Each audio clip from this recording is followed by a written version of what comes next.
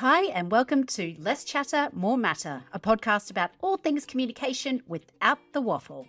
I'm your host, Mel Loy, and in this show, I will give you short, punchy, practical communication tips and insights you can start using in your communication practices right away. I'm a former corporate communication executive who happily took a redundancy, started my own business, and never looked back. These days, I use my 20 plus years of experience to help guide organisations of all shapes and sizes in how to communicate more effectively. I'm wife to Michael, cat mum to Cookie, auntie to 12 nieces and nephews, a yoga teacher and a group fitness fanatic. I promise these episodes will always be short, sharp and helpful, so let's get amongst it. Hello, friend, and welcome to the last episode of Let's Chatter, More Matter for 2023. Goodness me, what a year it has been. I was doing a bit of a stock take of this year for myself and my own business. For background, my mantra this year was all in. So it'll probably come as a surprise, or no surprise, rather, that I was crazy busy. But gosh, it's been an exciting and rewarding year. A few of the goals I kicked were, number one, securing more training and speaking gigs, which was awesome. I did more learning and networking by going to a bunch of events and conferences. And it also helped that I'm a member of IABC and the chapter president for Queensland, so that did help. But I also joined a CEO mastermind group for 6 months, which was also really brilliant. I travelled more. So I actually started the year, New Year's Eve, we flew back to Australia from the UK where we had been visiting my brother. And that kind of set the tone for the year ahead. I ended up having 4 overseas trips, to be honest. Most of those were work-related, but still had some fun. 6 trips around Australia to places like Perth, Melbourne, Sydney, Jindabyne, which is where it's kind of a snow area. And we're flying out on New Year's Eve to head to New Zealand. So we're starting the year ending the year the way we started it, with an international flight. I started this podcast this year. That was a goal. So tick, tick, done. I launched my first ever evergreen online course. That means it's available at any time. And that's the Communications Career Fundamentals course. So that's going along nicely. And I'm actually working on an iteration or second iteration of that right now, which I'm going to launch earlier in the new year. I launched the pilot of my Fresh to Freelancing course. So that's been fun. We've got our last meeting this week for that course, the last of 6. So that's been really cool. So I'll launch the actual course itself next year. I wrote the manuscript of my first book. I've gotten back into regular reading, and I've cleared a bit of space to allow room for growth, which was a big goal of mine as well. So I'm pretty happy with that. And so my challenge to you is, if you look back at your goals that you set at the beginning of this year, what did you achieve? What did you maybe add to the list throughout the year, and what got put on the back burner? And look, it's okay if some goals had to be set aside. That's life. It happens. But it's always just a good idea to reflect on what's been and set yourself up for the year ahead. Now, speaking of the year ahead, this episode is a bit of a recap of the communications world in 2023 and my predictions for 2024. I have to say, when I was doing the research for this episode and looking back at the year, there's so much that went on this year, and honestly, it's amazing how quickly we forget and move on. So let's get stuck into it, starting with the key communications themes in 2023. Number 1 is, of course, artificial intelligence and machine learning. And while AI has been around for a while in various forms, this year saw this explosion of tools that everyone can use, and it had a massive impact on our sector. The tools that have gone absolutely gangbusters are all tools that could appear to make some parts of our roles obsolete, so particularly copywriting and design. And some of those tools include, of course, ChatGPT. That was really the one that changed the game to begin with. Google Bard, which is Google's answer to ChatGPT. Canva's artificial intelligence suite. They've got a whole bunch of tools in there now. DALL-E, so many more. They're all designed to essentially generate word and image outputs. And there's also tools that are doing deep dives into data sets and telling us exactly what copy and images we should be using in our advertising, which is amazing. But of course, that's had many communications professionals worried, like, will I still have a job now that AI is on the scene? And, good question. The good part is that while these tools initially saw quite an explosion of worry, I guess, as they've started to be adopted, the limitations of them have become very clear. They are not perfect by any means, but the opportunities have also become clear, like getting us out of the non-strategic copywriting kind of work, letting others use tools like Google Bard to start their drafts. That's awesome. Being able to take an image you have, pop it into Canva and expand the background or have it recreate in your brand colors, just those simple little things that have saved us a lot of time and have been able to help us boost our creativity and our productivity. The downside has been that some of these tools have been very, very expensive. Now, that said, now that there's such an influx of these tools and more competition, I'm really hoping we'll see those costs come down. The second big theme has been hybrid working. Now, this year, post-pandemic madness, we've seen a lot of businesses officially settle into hybrid ways of working. So what I mean by that is they've got policies, procedures, et cetera, now in place. Particularly in the first half of the year, there was a lot of stories about businesses putting those policies in place that required staff to be in the office a certain number of days a week. It wasn't just a matter of whatever you want anymore. And look, there's many reasons for that. One is that businesses had committed to long-term, very expensive leases on office space that was going to waste. There were also concerns about productivity, but also you will always get a few bad apples who take the piss and decide hybrid working means permanently working from home, essentially. Now, from a communication perspective, that's meant we've had to completely rethink our internal communication strategies. Those Band-Aid fixes that we rolled out during the pandemic now needed a review as well, because what was fit for purpose 2 years ago probably needed some tweaks for our new reality. And so, for example, I know a few businesses I've worked with this year rushed to bring in Yammer and Teams and so forth during the pandemic. But now it's all a bit of a schmozzle because nobody can find anything. There was no governance about what these channels should and shouldn't be used for. So that's meant a big review of channels. What's working, what's not, what functionality have with existing channels that needs to be considered, and so on. It's also about content and how we target that content to different audiences.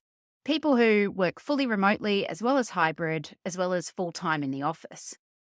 Now, one of the challenges with hybrid working has been the proximity bias. Essentially, it means that you're more likely to get opportunities or be promoted if you are seen more frequently by your leader. There's been a big piece of thinking required as a result about equitable access to leaders and how communication channels and practices can play a part in that. Hybrid working is here to stay, but this year was really about how we professionalize the communication in that environment, and I think we've still got a way to go. The third key theme I want to touch on from this year has been crisis communication, particularly in the technology sector. And this year, we've seen more businesses become victims of cyber attacks. And these kind of attacks are just becoming more and more frequent. They're often big attacks as well, and they're not going away. Some of the big stories this year, at least in my neck of the woods, centered around Latitude Financial. So back in March, they were the victims of a data breach that impacted over 14 million people across Australia and New Zealand. Another breach just recently was DP World Australia. They are our largest operator of shipping ports, and they had to close their Sydney, Melbourne, Brisbane, and Fremantle operations temporarily. So you can imagine the impact that's had on profit and on supply chains. And of course, we saw Optus's nationwide outage, which I did an episode about a few weeks ago. Now, that's just the ones we know about because they are big players. What these breaches and technology failures showed us was how critical good crisis communication is in managing reputation damage during these events. And we saw that fail spectacularly with Optus. And actually, since I recorded that episode a few weeks ago, if you haven't kept up to date, the CEO of Optus has since resigned. Now, it's become clear this year that A, having a well-prepared crisis management and communication plan and capabilities is essential, and B, despite it being essential, too few companies have invested in it. So I'm very hopeful that we'll see more investment of time and resources in crisis communication planning and capability building in 2024. Now, crisis comms leads me to the next trend, which was social media chaos. So this year, goodness me, we've seen some big headlines. Let's start with X, which was formerly known as Twitter, basically creating and then fueling its own bin fires constantly. Because Elon Musk has now directed the removal of a number of safeguarding mechanisms and moderation of content on the platform, there's been some very vile content allowed back on. And as a result, we've seen some big names pull out their advertising altogether or reduce it, and in some cases, even remove their profiles from the platform altogether. I mean, we're talking about Disney, Warner Brothers, Paramount, Apple, IBM, Unilever, Coca-Cola, Nestle, Wells Fargo, LinkedIn, Dell, Mars, and so many more. Elon and his CEO have constantly been in the headlines for all the wrong reasons, and I think their lack of empathy and understanding of the environment they're in has really shone through. But it did pave the way, however, for Meta to launch its rival platform, Threads. Now, Threads has just been launched in the EU, but it has been available since July in Australia and about 100 other countries around the world. Threads is still in its early stages, so we'll give it that. There are updates to functionality being rolled out every few months, and they really seem to be taking on board user feedback. Now, while Threads made a really big splash when it launched, and we don't know the exact numbers, we do know that many of those initial users have since left, and Threads is struggling to attract and retain users. X still gets about 100 times more web traffic than Threads worldwide, and it has about 11 times more monthly active users on its mobile apps in the US. So Threads still has a way to go, but it is in its infancy. And look, if Elon keeps going the way he's going, who knows? I think 2024, we will see a further decline of X and further growth in Threads. The other big news that came out of the chaos of the social media world this year was TikTok's management being brought before a US congressional hearing. There are concerns, and this is not just in the US, but in other countries around the world, about data safety. Now, if you're not aware, the background is that TikTok is owned by a Chinese company called ByteDance. And countries like the US and Canada and Australia are concerned about sensitive user data being made available to the Chinese government and the use of the platform to spread misinformation. Now, we haven't seen a complete ban on TikTok come into effect, but many governments have banned the app on official devices. So, for example, staff who have work-issued mobile phones. Now, that said, the governor of Montana in the US tried to ban TikTok from operating in that state, but subsequent legal proceedings have stopped that, as it most likely violates their First Amendment of the US Constitution. So we will see how that plays out in the months to come. So that's 4 of the big comms themes we saw come out of 2023.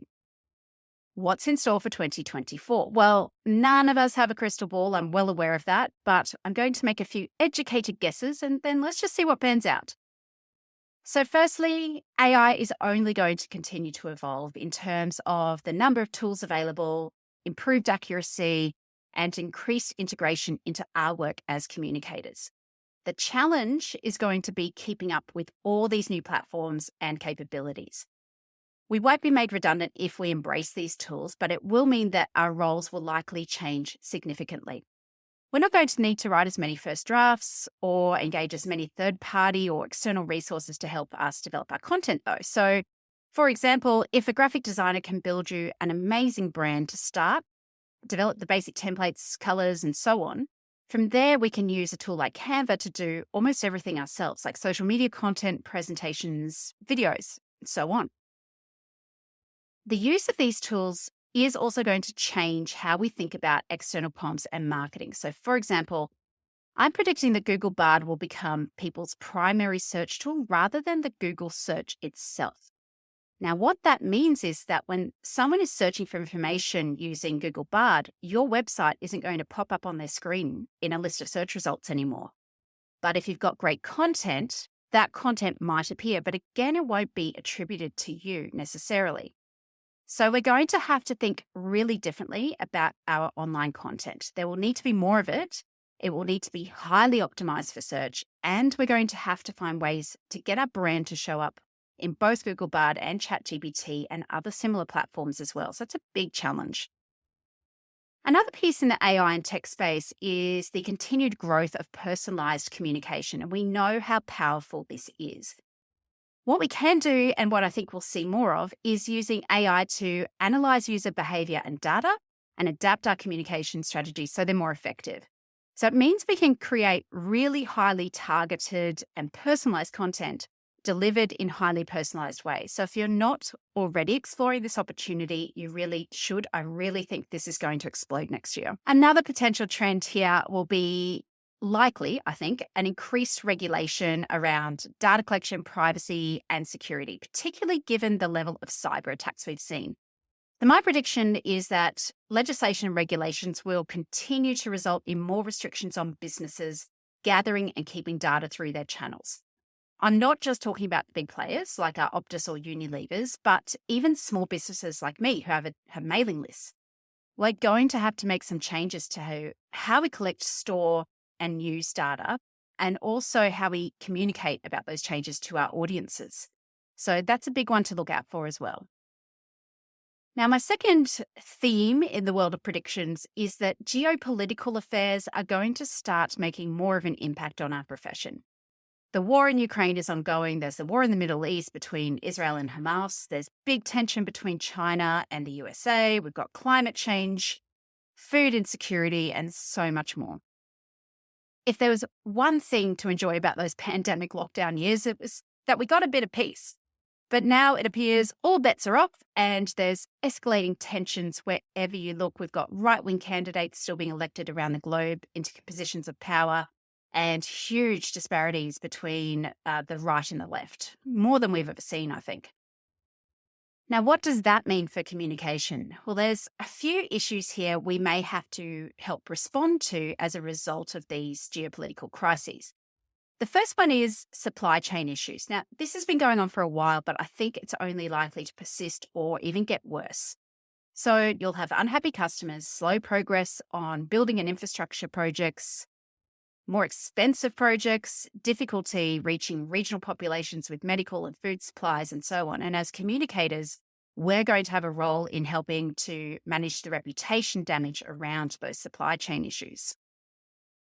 The second piece here, I think, is this polarization, and that's showing up in workplaces and sectors more broadly.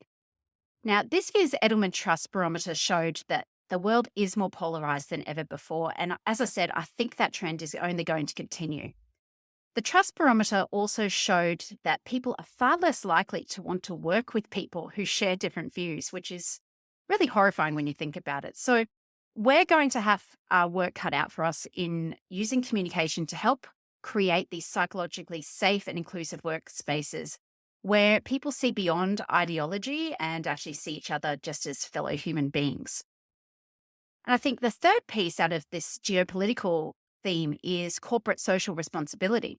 Everything from battling climate change to being a good corporate citizen, governance, and supporting local communities, it's all up for grabs. And as communicators, we are often drawn into this CSR or ESG as it's sometimes known. Now, we can use our communication skills to help gather support for initiatives that do drive change for the better. And certainly, more and more customers and potential employees are expecting businesses to be good corporate citizens and speak up on these big issues. And given it's a very competitive customer marketplace and a very competitive talent environment, we are absolutely going to have to up our game in this area. The third prediction is building on the trend we saw in 2023 with hybrid working being the new way forward. I think we're going to see some better communication tools being developed and better governance around how those tools are used. But I also hope we'll see businesses invest in training to help leaders navigate hybrid communication more effectively so everyone has equitable access and we don't see that proximity bias occurring as often.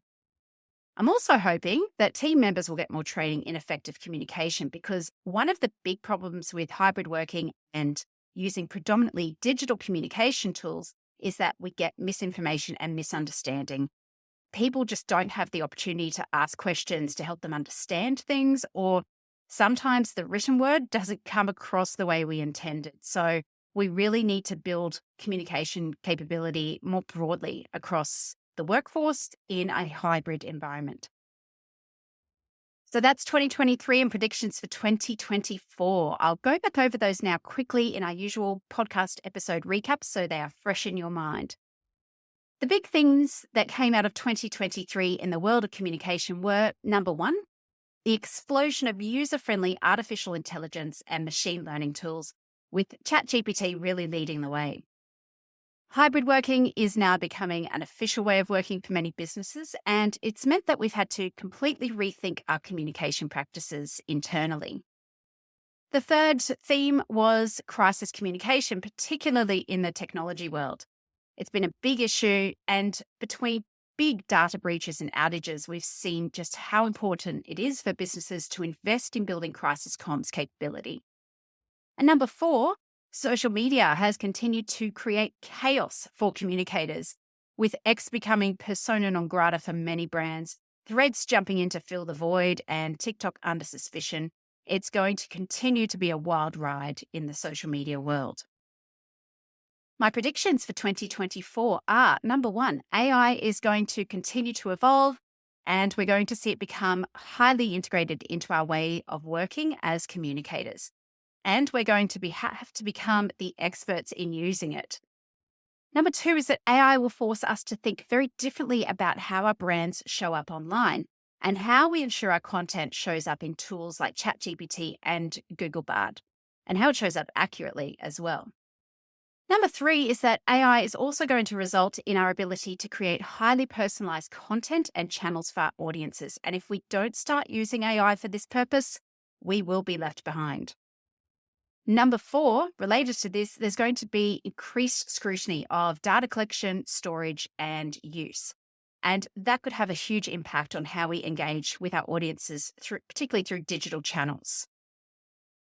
Number five is that geopolitical affairs are going to have a big impact on both internal and external comms due to supply chain issues, increased polarization in views and opinions, and a stronger focus than ever before on corporate social responsibility. We have our work cut out for us in engaging both external and internal audiences. And number six is that hybrid working will continue to evolve, but our channels and content will become more suited to that environment. We're going to move beyond the quick fixes that were put in place during the pandemic, and we'll be more targeted in how we communicate with equity. So this, of course, is the world according to Mel. If you've got ideas, though, or thoughts after this episode, I would love to hear from you. Shoot me a DM or an email and let's have a chat. I would love to. This is our last episode for 2023. Thank you so much for listening this year. If you've enjoyed the show, please take a few minutes to rate and review it, and it would be a great way for both of us to end the year. In the meantime, I hope you have a safe, happy, and relaxing holiday season, and we will be back next week with another brand new episode. Keep doing amazing things. Bye for now.